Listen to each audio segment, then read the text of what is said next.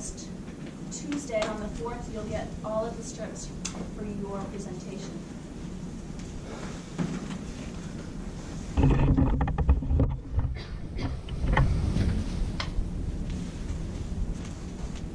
So our topic revolves around hospital bed demand availability. To begin with, as humans progress, there's a lot of variables and that add up in life. So our main goal is within our civilization is to improve and get, I guess, better, faster, and stronger if applicable. One area that's very big within our civilization is the sector of healthcare. As humans, we've invested a lot of time, effort, and money into improving healthcare and the different aspects around it. One aspect that within healthcare that we found issues with is dealing with bed demands, and as our populations grow, so does the amount of people who require inpatient beds within hospitals. In the UK, years 2016 to 2017, bed occupancy averaged 90.5%. During the winter seasons, it exceeded 95%. The reason this is an issue is because it's said that over 85% capacity and higher leads to higher risk of infections within patients. That being aside, any local emergency that would require a good amount of beds being taken into account, the hospitals will not be able to provide those services. If we looked at the state of Massachusetts, and one of the directors of the behavioral health systems talked about how it's important to find a good balance between admitting people within the ER and or within hospital beds. He also talked about how hospitals started accepting patients they can't handle and how that's been an issue. Therefore, because of the importance of dealing with such an issue, we realize that it's important for hospitals to have forecasts. That is important for them because with forecasts they're able to allocate their resources efficiently within the hospital. Now the forecasts are available, but just like any other forecast, for example, a weather forecast, that actually is always out. By having proper forecasts, as I said, hospitals will be able to allocate their resources appropriately and plan their hospital occupancy accordingly as well. We think that using industrial engineering knowledge and other knowledge, we can improve such processes and create forecasts with better accuracy. So yeah, projects about improving bed demand availability and reducing healthcare shortage, because let's say a patient comes to a hospital, there isn't a bed for that patient and it's not be treated. So we've been working with the HSYE and Dr. Denian directly, who's director of HSYE. So the people there created the simulation model on MATLAB for hospital patient flow, and it forecasts bed demand availability on a few-week basis. The model's up and running, however, it's only been tested with big data. So it's our goal to operationalize the hospital data to maximize their program and hospital bed demand availability, so that we can improve healthcare and minimize overall costs. So here's our problem statement, which, as I said, we're going to pre-process data into appropriate format to make it usable for the simulation model created by the HSYE. And we're going to cluster patient types with similar characteristics to develop an output interface that displays the bed demand availability produced by the simulation model. So let's say we get a bunch of data and different types of information about the patient. Let's say one comes in with a heart problem and one comes in with a lung problem. If their length of stay is the same, then they can be clustered into the same patient type, and that can then be inputted into the simulation model. So because it's a big problem statement, we've divided into three main deliverables. So first of all, we're going to operationalize and cluster the data depending on similar characteristics. Secondly, we're going to evaluate the accuracy of the model, so to see whether or not data fits into the actual model they've created. And third of all, we're going to assess the value of the model by giving out service to hospitals, seeing how useful it was to them, etc. So here's a graphical representation of what we're doing.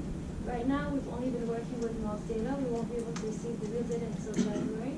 So once we get the real data, we're going to try to mold it into the format that we've been working with in the mock data. So let's say we get a patient going from I to J. We'll calculate the probability of that patient moving from one location to another, which will then be inputted into the simulation model for us to generate the output reports for the hospitals. So we decided that it was crucial for us, before anything, to understand the HSYE model that they created. So there was a number of input variables, such as number of patients and number of facilities. when we define those input variables, we put it through the MATLAB simulation model, and what we should get is the hostel bed demand availability forecast of whatever days we specified. The model follows two main assumptions. That is, the patients do not change, types the entire model. If the patient is type 1, if we define them as type 1, they stay the same throughout the entire model. And the bed capacity does not affect patient flow. This prompt here is what we get when we run the model. The model will ask us to define the number of locations, the number of patient types entered today's date, the desired forecast, and the number of applications. It is of our duty to find the appropriate number of patient types. That is, as Yasmin explained, within our method of clustering. And then the number of locations will be given to us by the hospital, and that's depending on, for example, if they have an ER and an ICU, and they'll be defining that number of locations. The desired forecast length is how if we want to forecast 2 weeks in advance, if we'll have 14 days, and the number of applications just for accuracies. So the data we'll be receiving is from 2 different hospitals, Plymouth South Boston and Main Hospital. And from these, from the information that they're going to give us, we can approximate they're going to give us like the type of patients. There are 2 types of patients, either they're scheduled or unscheduled. The scheduled will have a binomial distribution because they'll either show up to their appointment or they just won't come, so there's only 2 outcomes. However, the unscheduled levels are more random, so that's going to have a facade distribution because we don't know when they're coming in, they're just probably going to come to the ER. Secondly, the current location, let's say a patient starts ER, then moves into another unit, then moves into another unit, then the future location could be a different unit or just complete discharge, and the length of stay in each location. These are basically examples of the mock data we have received from HSYE. We have 3 types of data. First one is the random. It shows the number of patient types coming randomly through each location. And what we have currently, we have 2 patient types. So as you can see, we have 2 columns for each location. And the second one is schedule. It shows the number of scheduled patients coming in and their probability of cancellation. The third one shows the transition probability. That's basically the movement from one location to the other one. And basically gives us the flow within the hospital. And at the beginning, this is how we analyze our data. We manually created those charts in Excel. And basically, we can understand that the people coming in location 2 are less than location 1 and location 3, but however, this is not efficient.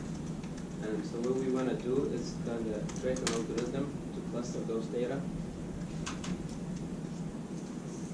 So we've been looking into like different clustering types, and the most appropriate one seems to be for now K-means clustering because we can determine the appropriate number of clusters, which is known as K.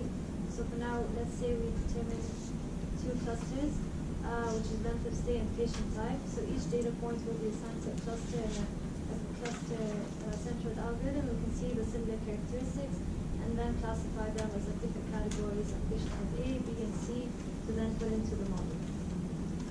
So throughout this semester, we've been facing some challenges. The first one is basically receiving the data sets, the actual one.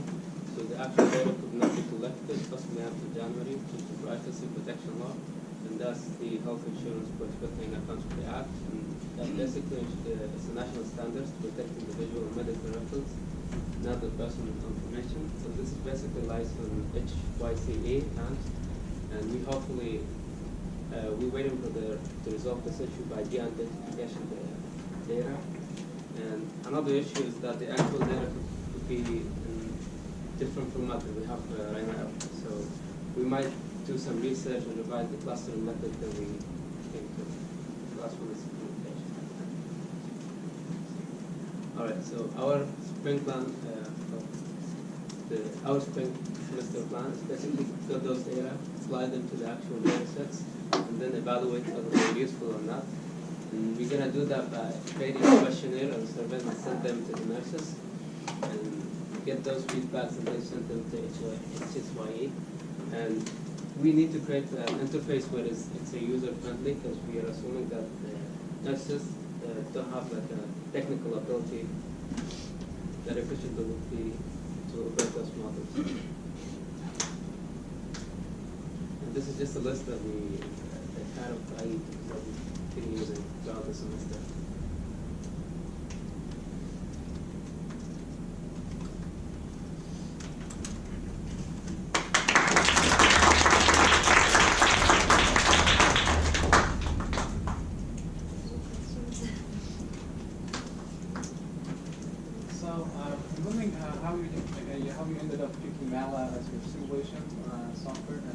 the type of simulation.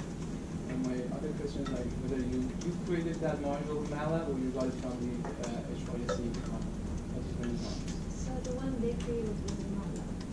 So it was already, the program we received from them is already written up in MATLAB. And apparently there was a student working on it in Excel and it took too long and it's too complicated to do manually.